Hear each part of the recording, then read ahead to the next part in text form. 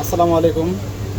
যারা সুগান 3005D power supply কিনেছেন তারা সেটিং সম্পর্কে জানেন না, তাদের জন্য আজকে এই ভিডিও।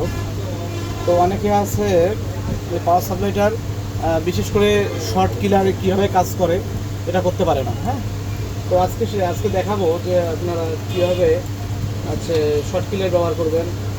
ঠিক আছে, প্রথমে পাওয়ার সাপ্লাইটা চালু করবেন। চালু করার পর দেখবেন যে এখানে অফ লেখা আছে। এখানে দেখেন, হ্যাঁ, লেখা আছে অফ। এখানে লেখা আছে অফ, ঠিক আছে, অফ লেখা আছে। তো এখানে দেখেন কয়েকটা চ্যানেল আছে, 1 2 3 4 5 6 7 8টা 9টা। ঠিক আছে, প্রত্যেকটা 9টা আছে।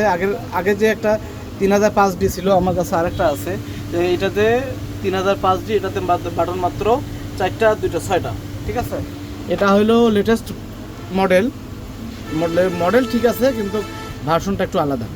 ঠিক আছে, তো আমরা এটা অনেকে কেনার পরে বুঝতেছি না কাজ। তো যখন এটা হবে, যখন এটা অফ দেখাবে, তখন আমরা এখানে অন করে দেব। ঠিক আছে, অন করে দেওয়ার পরে এটা হচ্ছে ভোল্টেজের রেগুলেটর, এটা হচ্ছে এম্পিয়ারের রেগুলেটর। তো আমরা যদি আমরা কখনো 4 ভোল্ট দিয়ে যদি এম্পিয়ার যদি দেই 3.0 এম্পিয়ার, তো দেওয়ার পরে যদি M1-এ চাপ দিয়ে থাকি, তো সেক্ষেত্রে এটা এখানে সেট হবে। ঠিক আছে, তো আমরা 3.9 দেই, 9 দেওয়ার পরে এম্পিয়ারটা একটু ধরেন বাড়াই দিলাম, বাড়াই দিয়ে যদি M2-তে চাপি, সেক্ষেত্রে এটা এখানে সেট হবে। যদি আগেটা চাপি 4, পরেরটা 3.9, তারপরটা দিলাম 3.8 দিলাম, এম্পিয়ার দিলাম 3.5 দিয়া চাপ দিয়ে থাকলাম, তাহলে এগুলো চ্যানেলের সেটিং হলো। তো এইখানে যে রিডিং আছে, এইগুলোর মধ্যে কিছু জিনিস দেখাই আপনাদের। দেখেন, এখানে ভোল্টেজ আছে 5 ভোল্টেজ লিমিট। ঠিক আছে, তো এখানে আছে পালস প্রোটেকশন, ঠিক আছে, CONT কন্ট OCP, আর আছে ওয়ান্স OCP। যদি এইখানে দেন, ঠিক আছে, তো আপনারা এইটাতে ক্লিক দিবেন। এই আই বাটন যেটা আছে এটাতে ক্লিক দিলে, ওয়ান বাটন যেটা আছে এটাতে ক্লিক দিলে এখানে আসবে। আবার যদি এটা চাপ দেন, এটা এখানে থাকবে না। ঠিক আছে, যখন আপনারা অন করবেন, তখন এই যে এর মধ্যে দিয়া সেট চালু করতে পারবেন, অন অফ করতে পারবেন। তাইলে যদি কখনো আপনার প্লাস মাইনাস উল্টা করে ধরা হয়, সেক্ষেত্রে কি হবে? তো এটা যদি শর্ট হয় কখনো, সেটা কখনো একবারে ডাইরেক্ট 0 হবে না।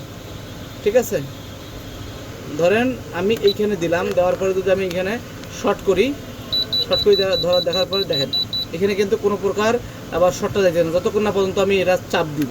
ঠিক আছে, ততক্ষণ।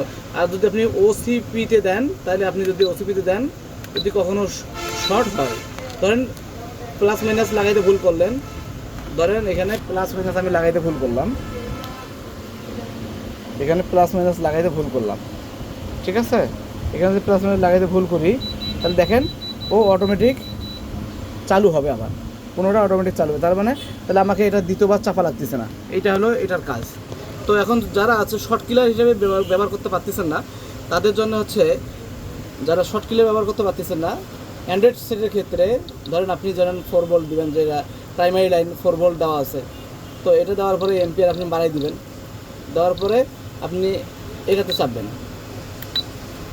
এই যেটা আছে মানে গোলবৃত্তের মধ্যে একটা দাগ আছে, এটাতে ক্লিক দেবেন। দেওয়ার সাথে সাথে এখানে দেখবেন লাইট কিন্তু আপনার একটা জ্বলতেছে মাত্র, সিবি যেটা আছে এটাতে জ্বলতেছে। তখন আপনারা কী করবেন? তখন আপনারা শর্ট ক্লিয়ার হিসাবে ব্যবহার করতে পারবেন অ্যান্ড্রয়েডের ক্ষেত্রে। তো দেখেন আমি এটা দিয়ে কেমনে ব্যবহার করতেছি।